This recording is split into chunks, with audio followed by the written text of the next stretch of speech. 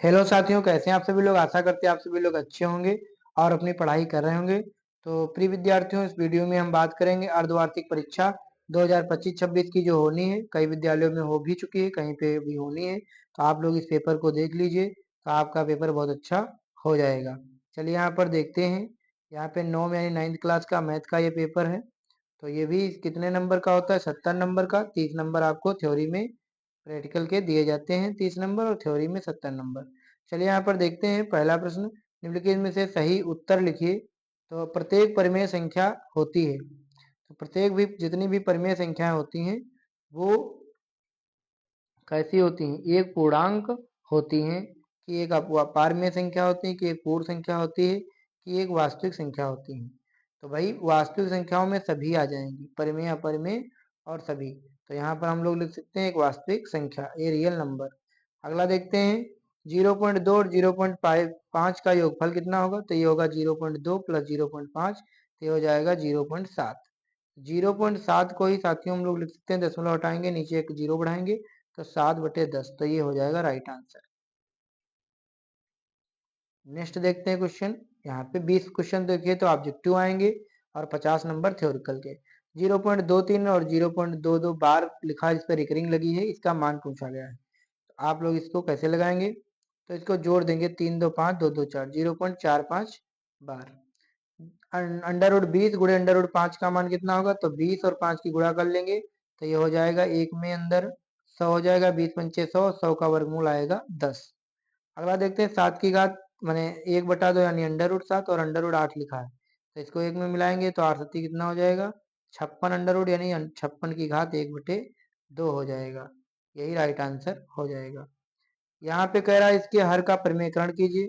लिखा है 2 under root 3 और माइनस 1/√5, मतलब इसको हम परिमेयकरण करेंगे 2 अंडर रूट 3 और प्लस अंडर रूट 5 से। तो यही चीज ऊपर भी लिखेंगे, 2 under root 3 plus under root 5।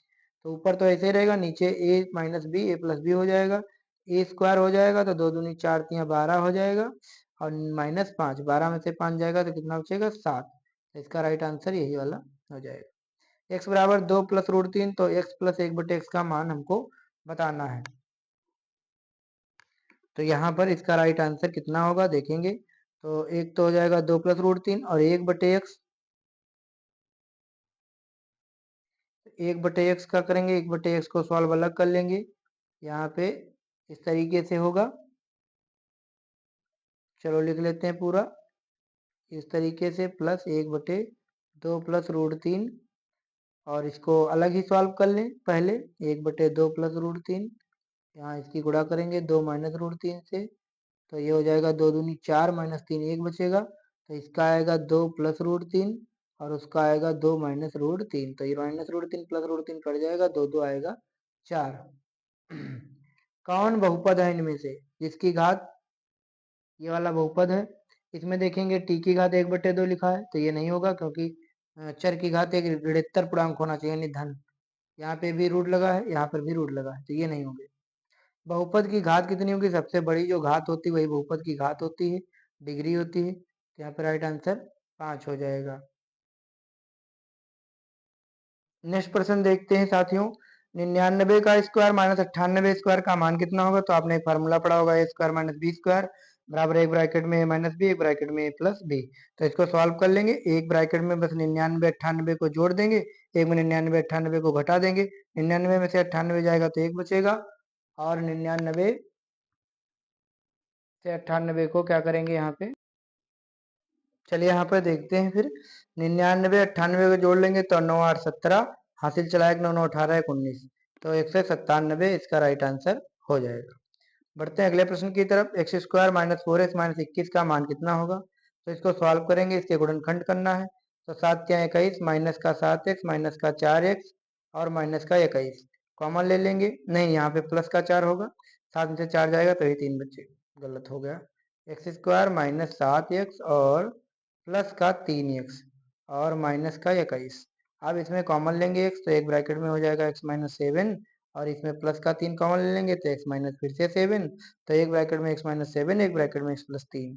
तो यही इसका राइट आंसर हो जाएगा।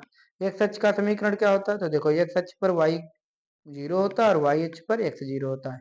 तो एक्स अक्ष का समीकरण होगा वाई बराबर जीरो। बिंदु से वाई एच से लंबवत दूरी कितनी होगी? तो वाई एच से लंबवत दूरी क्या होगी? यहाँ पे देखेंगे, देखो ये कोई इसे एक्स अक्ष होगा, ये हो गया वाई एच, और यहाँ पे 7,5 लिखना है। एक्स बराबर 7 और वाई बराबर 5 यहाँ पर।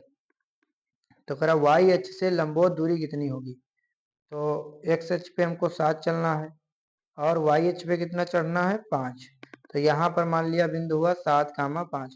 तो वाई एच से कितनी दूरी होगी? तो वाई से तो 7 ही दूरी होगी। तो इसका राइट आंसर हो जाएगा 7 यूनिट्स। चलिए नेक्स्ट देखते हैं। समीकरण x बराबर 7 को दो चरों में इस प्रकार लिया जा सकता है। तो किस तरह से लिया जा सकता है? x बराबर 7 को दो चरों में, तो x बराबर 7 को हम लोग कैसे ले सकते हैं? ये तो लेंगे नहीं, यहाँ पे x जीरो हो जाएगा तो ये भी नहीं लेंगे।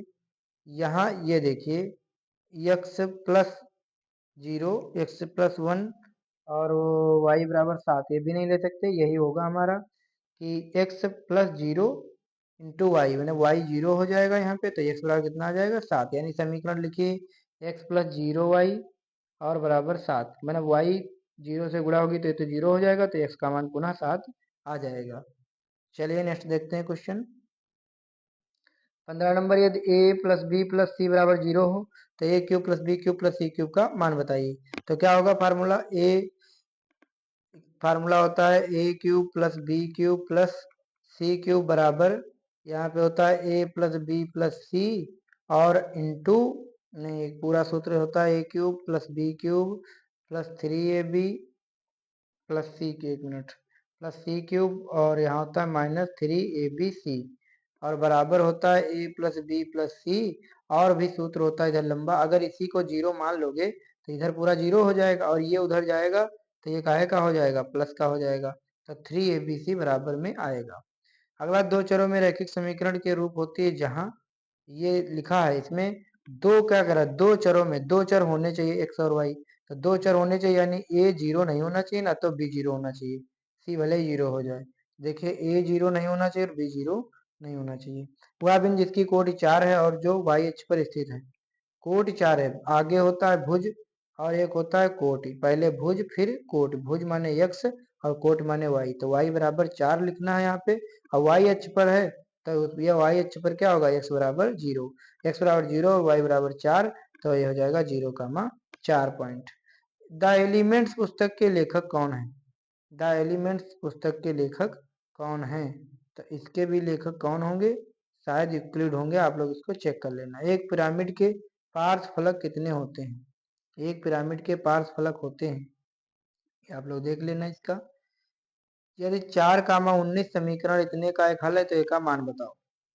यानी x की जगह 4 रखना है और y की जगह 19 रखना है। तो 19 बराबर 4a और प्लस 3a सी घट जाएगा इधर आके, तो बचेगा 16 बराबर 4a, 4 चक्कू 16, तो a का मान कितना आएगा? 4। इसका राइट आंसर 4 हो जाएगा। अब ये ऑब्जेक्टिव प्रश्न समाप्त है, अब थ्योरिकल आ गए। इसको कह रहा है m बटे यानी p बटे q के रूप में लिखना है, परिमेय संख्या व्यक्त करना है। तो 23 बटे कितना आएगा इसमें? देखो दो अंकों पे बार लगा है तो ये 99 आएगा, 23 बटे 99। इसका कह रहा है कि मान ज्ञात कीजिए, सॉल्व करना है। 16 की घात लिखा है, यहाँ 64 की घात, यहाँ 4 की घात, तो ये आप लोग सॉल्व कर लेना। ये सारे क्वेश्चन मैं आपको दिखा देता हूँ, सॉल्व करूंगा तो इसमें टाइम ज्यादा लगेगा। कार्तीय तल किसे कहते हैं? बिंदु किस चतुर्थांश में स्थित है, ये भी आपको बताना है। 3,0 है, यानी एक्स पे 3 जाना है, वाई पे जाना नहीं, तो ये प्रथम चतुर्थांश में है। फिलहाल मैं आपको क्वेश्चन फटाफट से दिखा देता हूँ। ये देखिए, इसका आप लोग सॉल्व कर लेना। अगर आप लोग कहेंगे तो मैं इस पे एक वीडियो बनाऊंगा जिसमें सॉल्व करके बताऊंगा।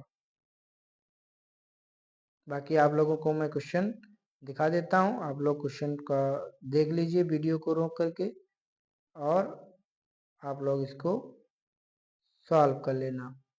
चलिए, आशा करते हैं वीडियो पसंद आया होगा। मिलते हैं आप सभी से नेक्स्ट वीडियो में। तो ऐसे वीडियो देखने के लिए आप सभी लोग चैनल से जुड़ें, चैनल को सब्सक्राइब करें, वीडियो को लाइक और हाइप करें और प्यारा सा कमेंट करें। धन्यवाद।